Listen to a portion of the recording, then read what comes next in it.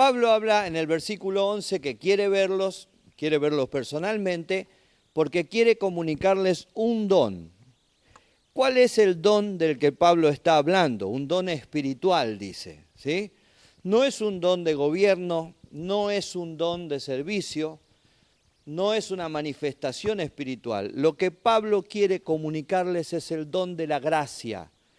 Quiere hablarles con toda claridad acerca de la gracia del Señor Jesucristo para que ellos puedan conocer y puedan creer en la obra que Jesucristo hizo en la cruz del Calvario.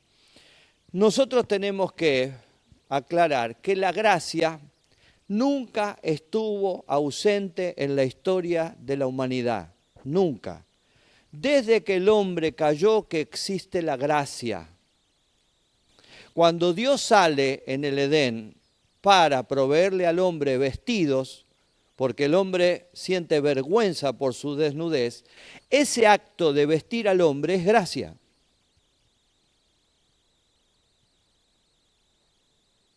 Cuando David cae con Betsabé y llega delante de la presencia de Dios en el Salmo 51 y le pide a Dios que no le quite el gozo de la salvación, y Dios automáticamente lo perdona, eso es gracia.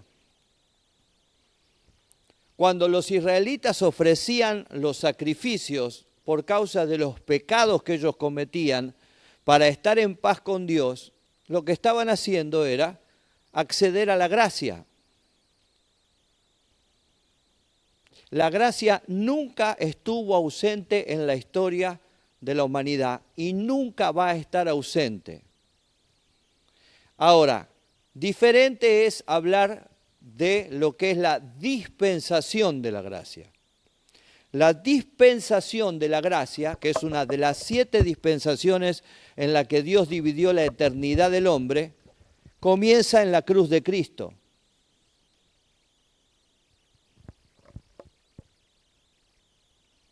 Antes de la gracia, la dispensación era la de la ley.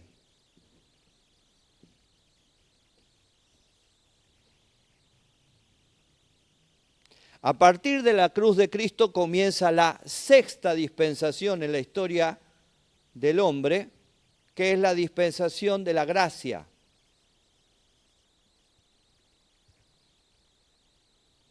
Esa dispensación de la gracia va a terminar en la segunda venida de Cristo.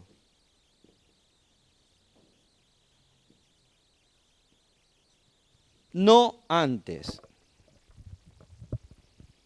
Se extiende por encima de la gran tribulación.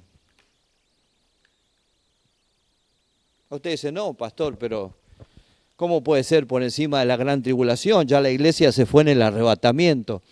La gracia se extiende hasta la segunda venida de Cristo por encima de la gran tribulación. Cuando usted lee capítulo 7 de Apocalipsis, se encuentra con que Juan ve una multitud de ropas blancas que sale de la gran tribulación y que son salvos. Y nadie puede ser salvo si no es por gracia. La gracia se extiende hasta la segunda venida de Cristo, la dispensación de la gracia. Porque para que una dispensación comience se necesita un pacto. Y para que termine se necesita un juicio. El pacto que da inicio a la gracia es el pacto nuevo, hecho en la sangre de Cristo. Y el juicio que da por finalizada la gracia, la dispensación de la gracia, porque la gracia continúa, pero la dispensación de la gracia termina ahí, es el juicio a las naciones, en la segunda venida de Cristo. Ahí recién termina la dispensación de la gracia. Comienza la última dispensación, que es el milenio. ¿Sí? Entonces, la gracia nunca estuvo ausente en la historia del hombre. Lo acompaña al hombre hasta el final. Lo va a acompañar al hombre hasta el final.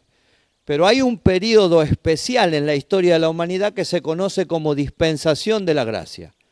Esa dispensación empieza en la cruz con el pacto nuevo y termina luego de la segunda venida con el juicio a las naciones, que nos relata Mateo capítulo 25, la separación de los cabritos con las ovejas, que no son los hermanos que están en la iglesia. Son naciones agresivas que se comportan de manera agresiva con Israel y son naciones que se comportan de manera pacífica, es un símbolo. ¿Sí? Esa gracia es para los pecadores. Romanos 5, 15 y 16. Pero el don no fue como la transgresión, porque si por la transgresión de aquel uno murieron los muchos, abundaron mucho más para los muchos la gracia y el don de Dios por la gracia de un hombre, Jesucristo. Y con el don no sucede como en el caso de aquel uno que pecó, porque ciertamente el juicio vino a causa de un solo pecado para condenación, pero el don vino a causa de muchas transgresiones para justificación.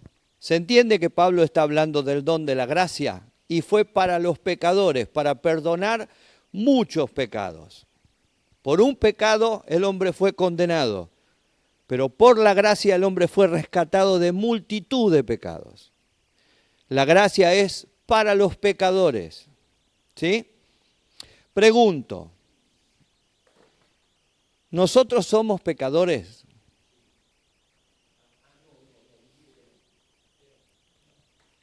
Si nosotros nos consideramos pecadores es porque no entramos en la gracia.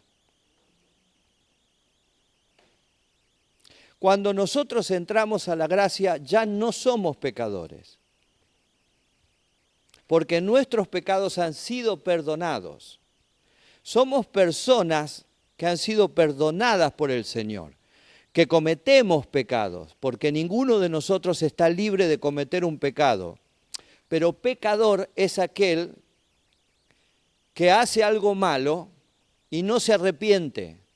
Pecador es aquel que hace algo malo y lo disfruta. Cuando la persona entra en la gracia y hace algo malo, ya no lo disfruta, porque el Espíritu Santo se encarga de producir un dolor profundo en el corazón. Sabe internamente que ha fallado, entonces ya no es la misma condición, ya no somos pecadores. Éramos pecadores hasta que accedimos a la gracia. De ahí en adelante somos personas imperfectas, pero ya hemos sido perdonadas por el Señor. Nuestra posición ahora está en Cristo. No quiere decir, vuelvo a insistir, que no cometamos errores o pecados. Pero ahora nuestra posición es que somos hijos de Dios. Si somos hijos de Dios, no somos pecadores. Ya hemos pasado, dice Pablo, de muerte a vida. Ya hemos sido transformados por el poder del Espíritu Santo. Por eso cuando le habla a los corintios le dice, esto eras antes. Antes era pecador. Antes pecaba y no me importaba. Antes pecaba y lo disfrutaba. Antes pecaba y cada vez sumaba más pecados a mi vida. Pero ahora que pasé por la cruz de Cristo y accedí a la gracia del Señor Jesucristo, mi vida entera cambió. Cuando hago algo que está mal, mi corazón se duele. Porque el Espíritu Santo me hace recordar que Cristo ya me perdonó y que no puedo volver a ser el mismo. ¿Sí? Esta gracia es por la operación precisamente del Espíritu Santo en la iglesia. Romanos 12:6, Primera de Corintios 12:4 y Efesios 4 del 8 al 12. De manera que, teniendo diferentes dones, según la gracia que nos es dada, si el de profecía, úsese conforme a la medida de la fe. Bien, por la gracia del Señor Jesucristo nosotros recibimos además diferentes dones. El Espíritu Santo trabaja en nosotros para dotarnos de diferentes dones. ¿Sí? Primera de Corintios 12:4.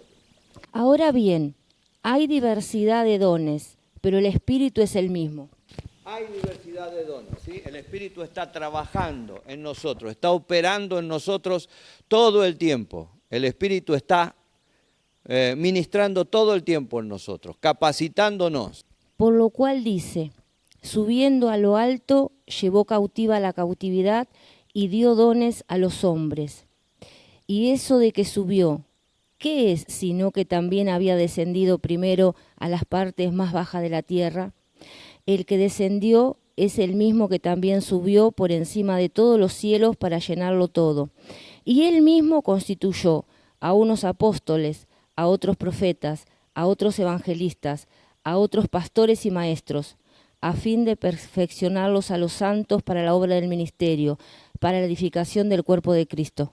Es decir, este don de la gracia hace que el Espíritu Santo trabaje en nosotros y nos dote de diferentes capacidades, de diferentes dones, que pueden ser dones de servicio, que los que mencionó recién en Romanos 12, que pueden ser dones de gobierno, que fueron los que mencionó recién en Efesios la hermana, o que pueden ser manifestaciones espirituales que están en 1 Corintios, capítulo 12. Pero el Espíritu Santo en la gracia trabaja en nosotros, opera en nosotros para capacitarnos, para vivir en la gracia y para usar los dones de la gracia. Es impartido mediante la instrucción humana, el don de la gracia. Segunda de Timoteo. Por lo cual te aconsejo que avives el fuego del don de Dios que está en ti por medio de la imposición de mis manos. ¿Por qué Pablo dice esto? Generalmente los predicadores lo usamos para hablar de manifestaciones espirituales, ¿no? Que avive el fuego. Pablo le dice esto a Timoteo porque Timoteo era un hombre muy temeroso. De hecho, su nombre significa eso, temeroso, ¿sí?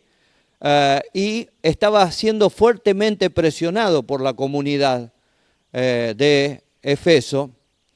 Y entonces Pablo le dice, bueno, no te me apichones en criollo, no bajes los brazos, no te olvides que no solo el Señor te perdonó, sino que Dios te capacitó, te dotó de dones. Levántate y cumplí con tu ministerio, lleva adelante tu ministerio. La historia cuenta que Timoteo tomó este consejo y lo llevó a la práctica. Se levantó como un hombre de Dios muy influyente, de modo tal que se opuso a una manifestación de idolatría que había en la ciudad y la turba le terminó quitando la vida.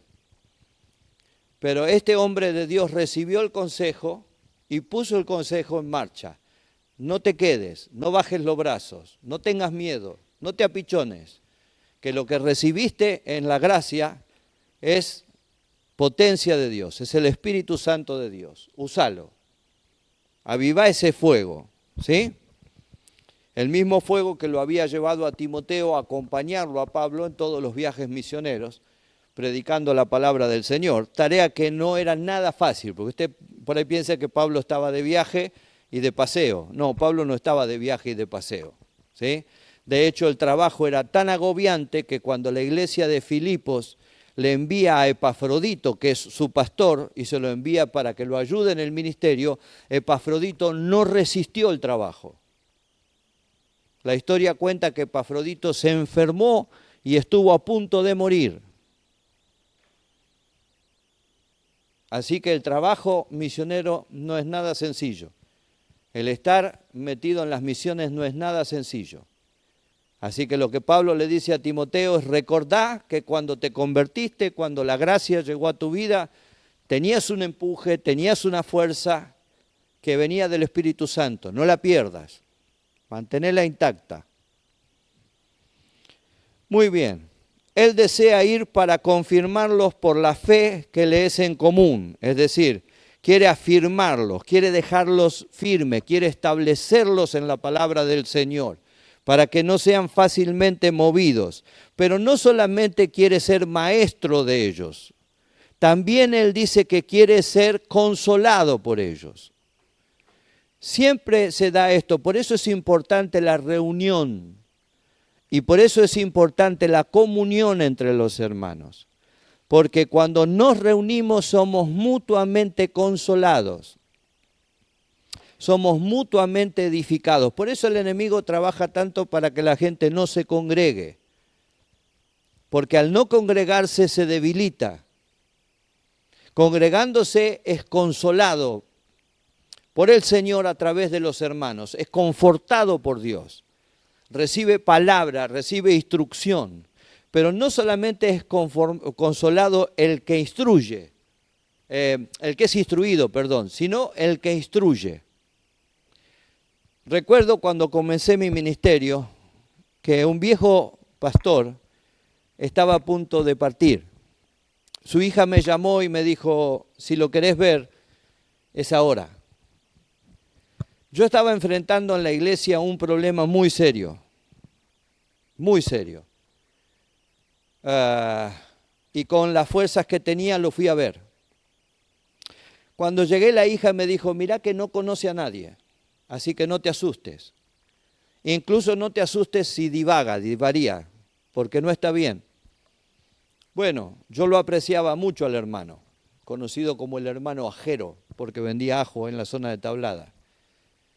Y entré en la sala de terapia intensiva y para mi sorpresa, cuando entré se sentó en la cama. Y el que divagaba y no conocía a nadie, cuando me vio, me habló de parte de Dios. O sea, yo fui para consolarlo a él terminó consolándome a mí. No solamente me dijo lo que me estaba pasando, sino que me dijo cómo Dios me iba a ayudar para salir del problema. Yo no dije una sola palabra, todo lo habló él. Cuando terminó el mensaje que tenía de parte de Dios para mí, se recostó en su cama. Yo hice una breve oración y salí. La hija me dijo, te dije que no estaba bien, porque vio mi cara, pero yo no estaba así por miedo yo estaba así porque estaba sorprendido por lo que Dios había hecho. Le dije, Carmen, tu papá me acaba de dar un mensaje de Dios.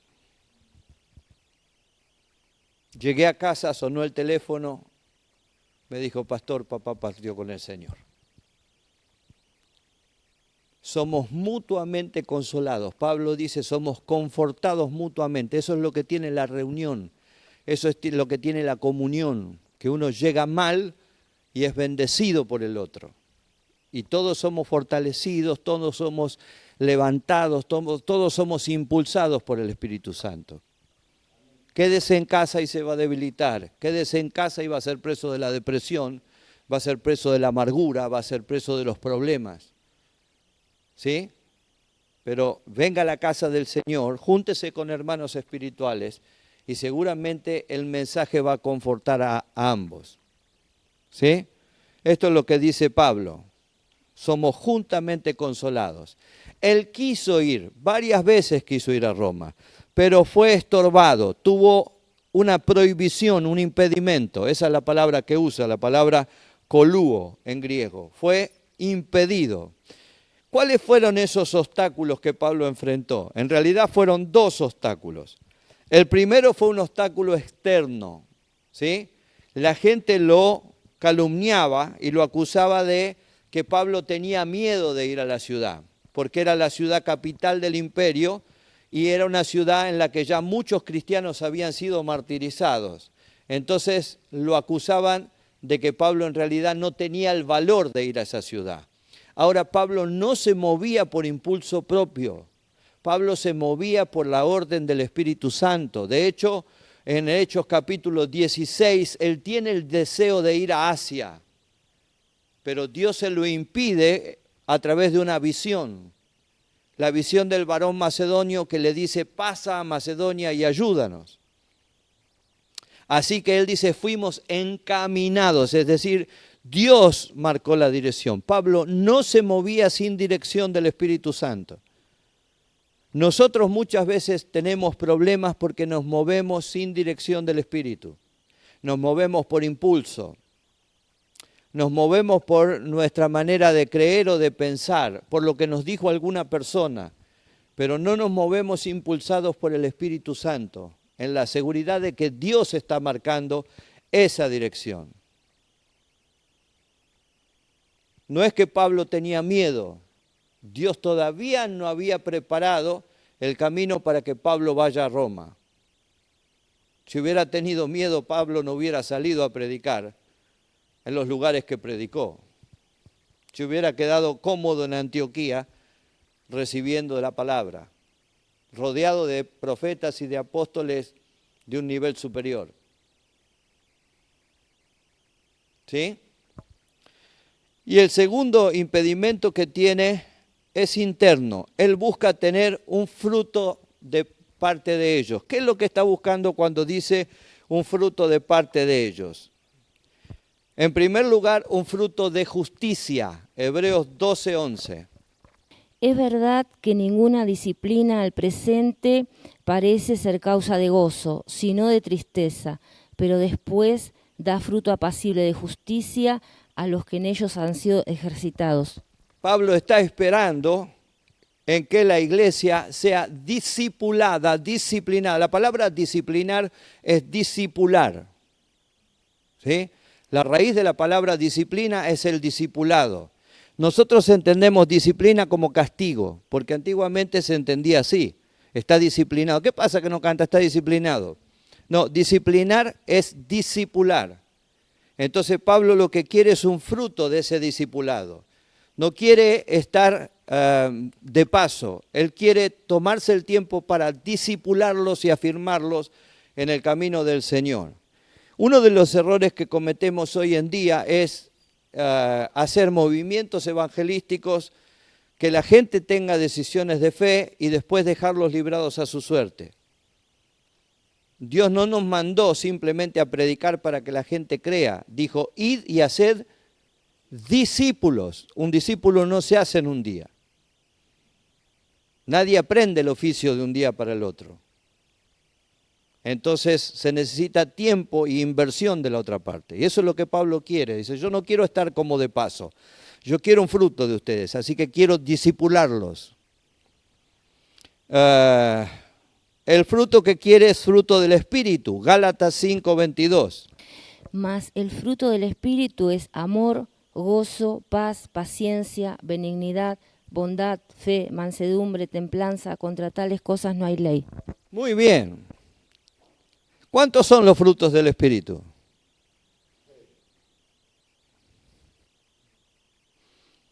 Entonces no escucharon la lectura.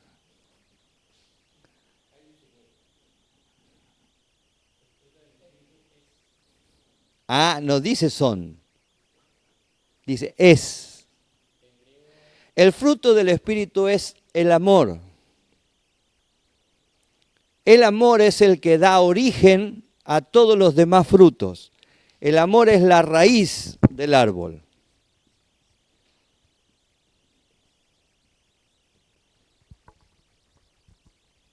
Sin el amor, todos los demás frutos no existen. O sea, el fruto está en singular, el fruto es el amor. Del amor se desprende el gozo.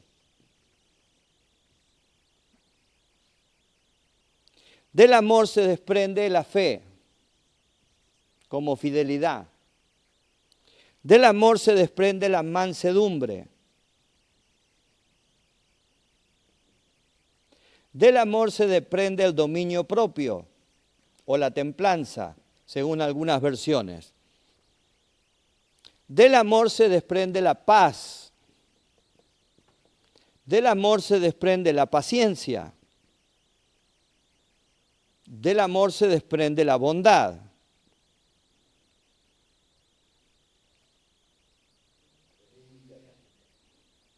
Y faltaba benignidad.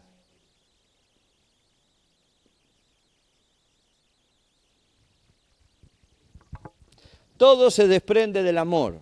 ¿Por qué? La benignidad es tener un trato dulce. ¿Yo puedo tener un trato dulce y amable si no tengo amor?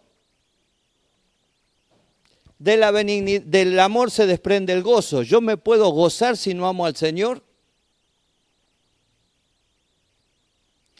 Del amor se desprende la fe.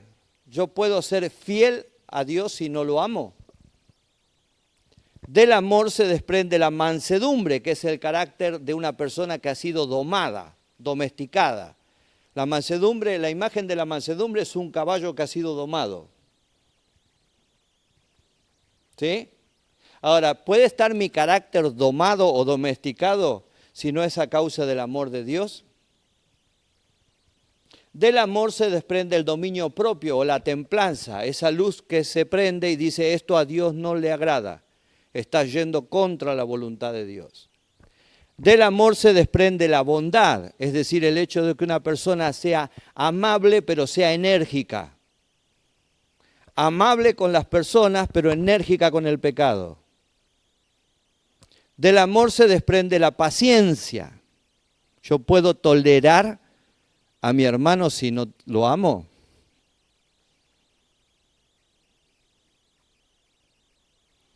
Muchas sonrisas hay ahí, ¿eh? Yo conocí a un hermano que decía, hermano, te amo. Te amo, agarrá entre todos, le decía. Del amor se desprende la paz. ¿Puedo yo tener serenidad en medio de las tormentas, en medio de las luchas de la vida si no estoy revestido del amor de Cristo? Por eso Pablo dice, el fruto es el amor. Esta es la raíz que desencadena todas estas bendiciones. Cuando ustedes van a Corintios 13, ustedes van a encontrar una descripción magistral del amor conectada con todo esto.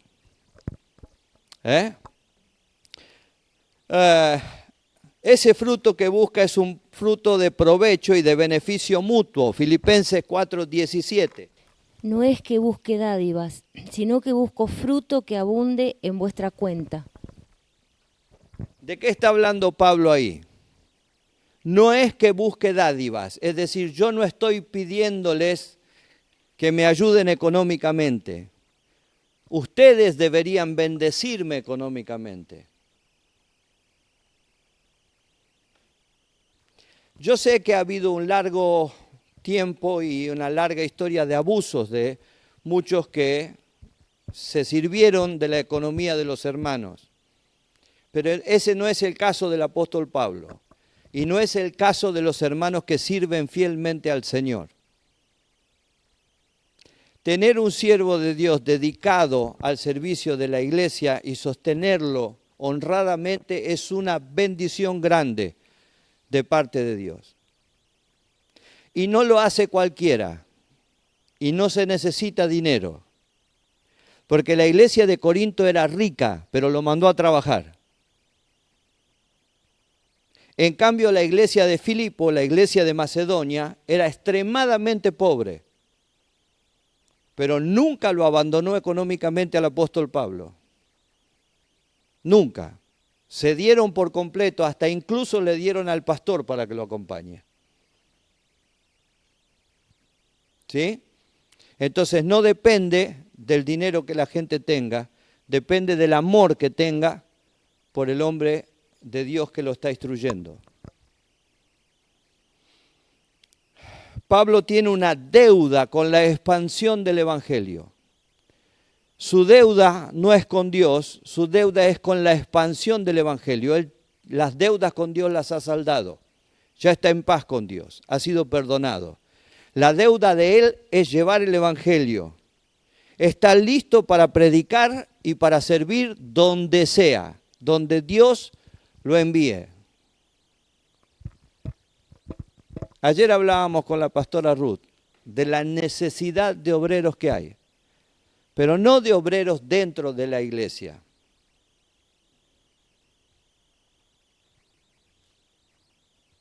Porque muchos quieren ser pastores donde ya hay pastor, sino de la necesidad de obreros fuera. Cantidad de pueblos en Argentina que no tienen iglesia, que nadie va, que nadie les predica. Cantidad de obras en misiones en Santiago cerradas, templos cerrados, por falta de un obrero, de una persona que esté lista para servir y diga yo voy. La mayoría dice, espera que yo despida a mis parientes, espera que yo me jubile. Y Dios dice, yo te necesito hoy.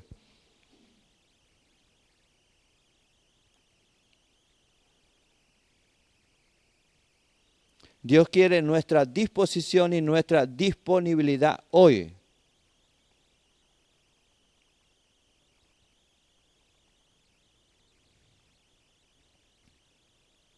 Pablo está listo para sufrir si es necesario por el Evangelio. No me hable de eso, pastor.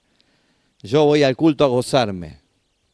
Hechos 21, 13. Entonces Pablo respondió: ¿qué hacéis llorando y quebrantándome el corazón? Porque yo estoy dispuesto no solo a ser atado, mas aún a morir en Jerusalén por el nombre del Señor Jesús. Mamma mía. ¿Qué hacen llorando? ¿Por qué lloran por mí? Yo estoy dispuesto a dar la vida por el Señor.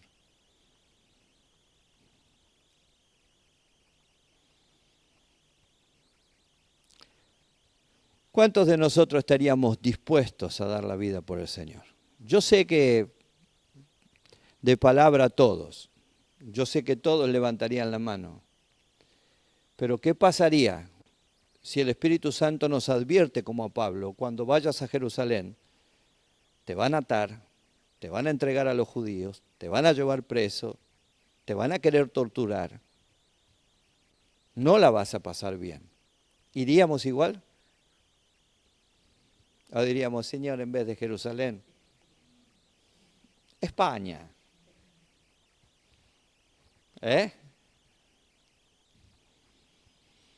Listo para hacer el trabajo desagradable, 2 Corintios 10:6.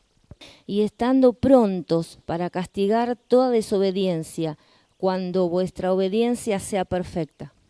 Mi hermano, tener que infligir una pena sobre alguien en una congregación no es una tarea que al pastor le guste.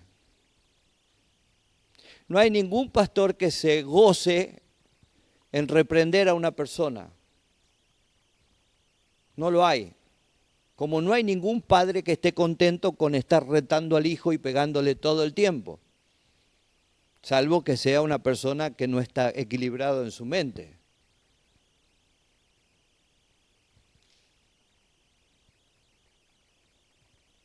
Cuando el pastor toma la decisión de reprender y de limitar el trabajo de alguien, el primero que se duele es el pastor. Es un trabajo desagradable, créanme, doloroso, pero sabe que lo tiene que hacer.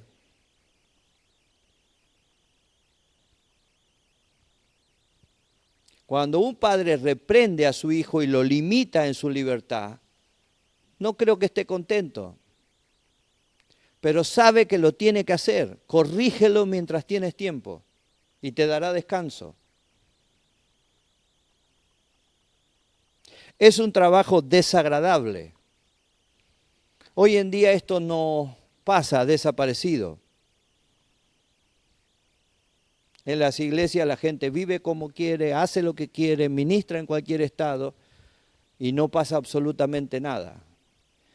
Pero dice el libro de Proverbios que donde no hay profecía, y esa palabra profecía tiene que ver con disciplina como reprensión, el pueblo se desenfrena. Y si el pueblo se desenfrena, el responsable frente a Dios es el pastor. Ni los diáconos, ni los líderes, ni los sugieres van a responder. Al que Dios le va a pedir cuenta por el desenfreno del pueblo es al pastor. Le va a decir, yo te di las herramientas para que hagas lo que tenías que hacer. Y no lo hiciste. Por último, tiene que estar listo a morir por Cristo si es necesario. 2 Timoteo 4:6. Porque yo ya estoy listo para ser sacrificado y el tiempo de mi partida está cercano. Yo ya estoy listo, ¿sí? El tiempo está cercano, sabe, se da cuenta por cómo viene la historia, que no le queda mucho tiempo, pero estoy listo, estoy preparado. Llegó el momento, no voy a renunciar ahora, ¿sí? Dios nos ayude. Ojalá siempre tengamos la misma libertad y no tengamos que afrontar ninguna de estas situaciones. Pero si esto pasara, ¿qué haríamos? Recuerdo el testimonio de un pastor en Chile. En Chile la iglesia evangélica es muy grande. Cuando Pinochet se levantó y empezó a imponer mano dura y a perseguir a la gente, entraban en todos los lugares, incluso en las iglesias. Y un día entraron en la iglesia, presuntamente buscaban a alguien, así que fueron derecho al pastor. Pero cuando la gente vio que la milicia entraba en la iglesia, dice que salían despavoridos de la iglesia. Salían por la ventana, salían por todos lados y entraron en medio de una reunión. El resultado fue que el pastor se puso a llorar. Y el jefe del operativo le dijo: pastor, ¿por qué llora? Y dijo: lloro por mis hermanos, por cómo se han escapado de esta situación. Dijo: pastor, no llore, ellos nunca estuvieron aquí.